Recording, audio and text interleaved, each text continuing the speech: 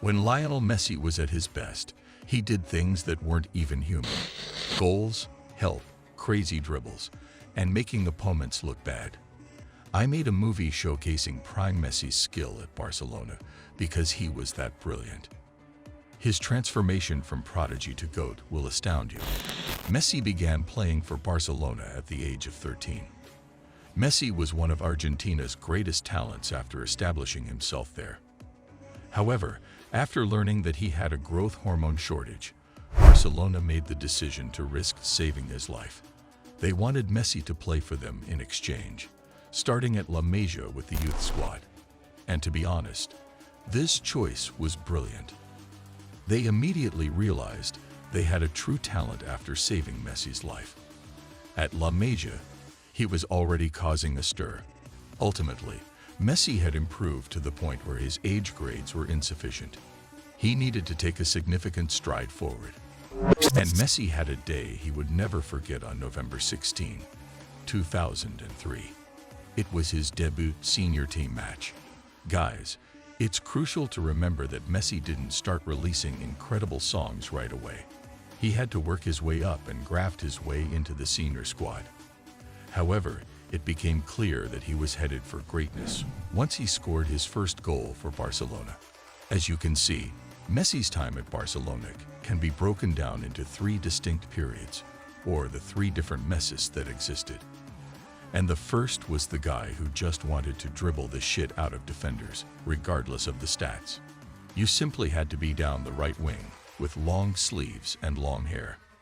Messi looked like a terrifying dribbling monster. Messi was mostly recognized as a dribbler during his first 4 seasons at the club, all of which were coached by Frank Rijkaard. For instance, in his debut start against Osasuna, he completed 11 dribbles. Even though he only played 9 games, the renowned Ronaldinho was on the field. Messi was a class act, and although defeating defenders was thrilling enough, players like Samuel Eto'o completed the final product. He only managed 1 league goal for Barcelona in the 2004-05 season. Therefore, the goal must have been to increase the statistics the next year, which he accomplished. 8 goals and 5 assists in 25 league games. But Messi also showed a concerning early tendency in 2005-06. He was suffering from the wounds he began to sustain. The ailments persisted by the time Messi returned the following season, and he missed Barcelona's victory over Arsenal in the 2006 Champions League final. Messi missed nearly 4 months of play due to a fracture, but despite the problems, he continued to get better and began scoring goals in his games. Ask Real Madrid. Messi concluded the 2006-07 season with 17 goals and 3 assists in 36 appearances, including a hat-trick in his first El Clasico. The next season saw a minor regression in goal scoring, with 16 goals and 16 assists throughout 40 games. But now, gentlemen, this is the moment we've been waiting for since Barcelona chose to hire the player who would propel Messi into the greatest peak level of his career following the 2007-08 campaign. Barcelona's new coach is Pep Guardiola. Pep was well aware of Messi because they had previously worked together at La Masia. Pep wanted Messi to become the primary man and the focal point of the team because he understood how unique he was. It seems as though Messi gained superpowers once Ronaldinho left that summer and he started wearing the number 10 jersey. Even though we already knew he could dribble, he upped his game and became into a terrifying monster. What, therefore, did Pep do to make this Messi possible? Well, it was easy. This maneuver accentuates it. Messi was playing in the false 9 position under Pep. Goals began to come in turn. The high point was this Champions League match. In 51 games, he scored 38 goals and provided 19 assists. Messi was still making dribbles though, even though he was scoring goals. Even with 7.5 dribbles per 90 in the 2007-08 season, Messi was impressive, albeit he didn't quite match the 8.6 dribbles per 90 from that season. He performed some very incredible things that season.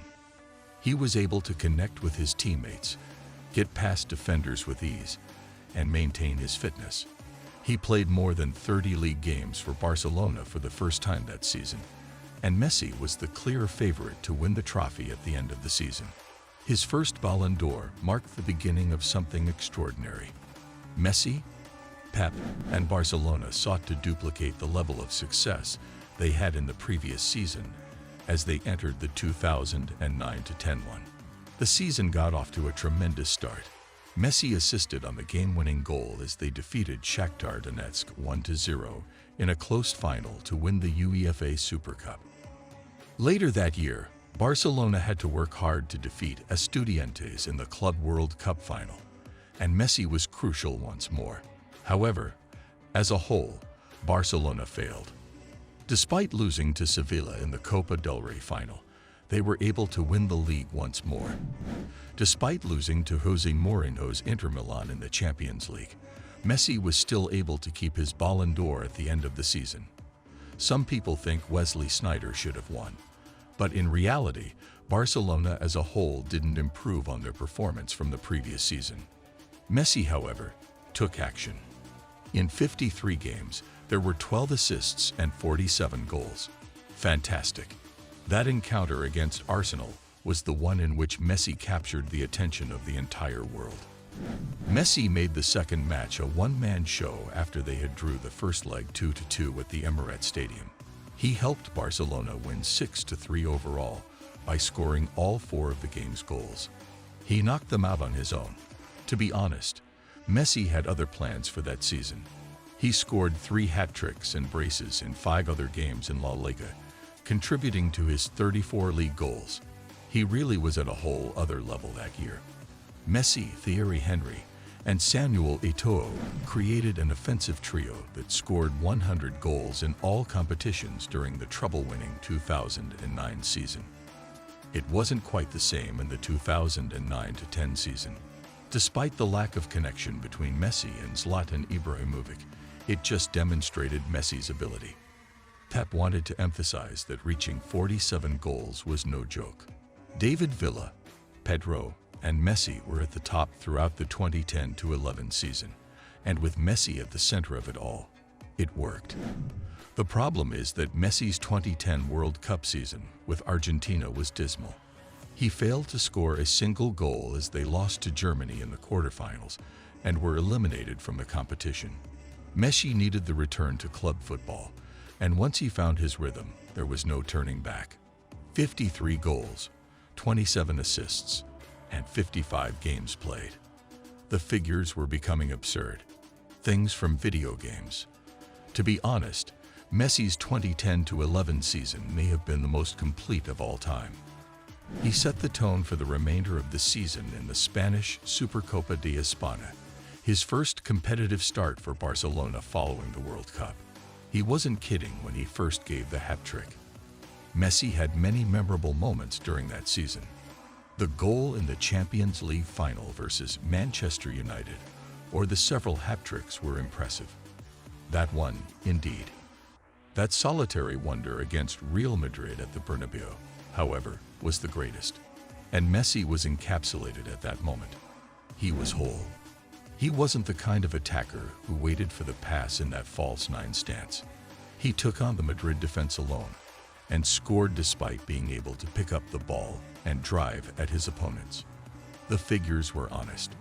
He was dribbling whenever he wasn't scoring. He was assisting, performing magic, or making amazing passes when he wasn't dribbling. With good reason, he expanded the collection with another Ballon d'Or. The only topic of discussion at the time was Messi's status as the world's finest player.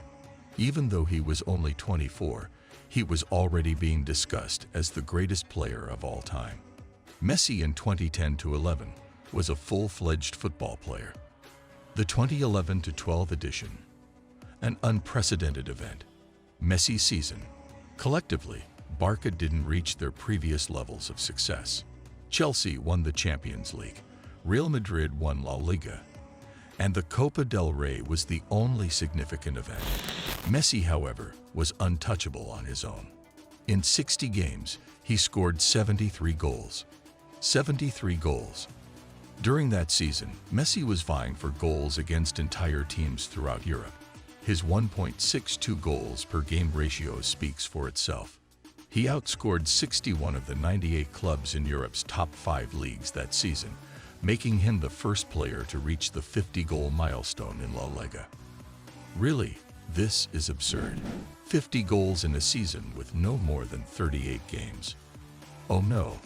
Messi had 22 multi-goal performances, scored 7 hat-tricks that season, hit 4 goals twice, and dominated Bayer Leverkusen in the Champions League. He also scored 1 goal in 15 games, 5 points against them. In a Champions League match, Messi became the first player to score 5 goals. During the campaign, Messi had turned like a monster. In terms of fitness, he is in perfect shape. That campaign, he participated in 60 games. Messi also delivered when it came to connecting with his teammates. 29 assists during that season. In the top 5 leagues in Europe, that is the joint highest number of assists in a single season. Messi was not simply the finest football player in the world throughout the 2008-9 2011-12 season. He was the best the game had ever seen. He was the all-around player that could do it all. When he felt like it, he could take on any team or player and leave them scratching their heads. Messi has since finished the match. He moved to PSG after leaving Barcelona, and he won the major with Argentina in 2022, the World Cup. They also received 8 Ballon d'Ors. The most trophies in the game's history are 2 Copa Americas. Messi is currently surfing in his career. He has finished the game, and nothing is left.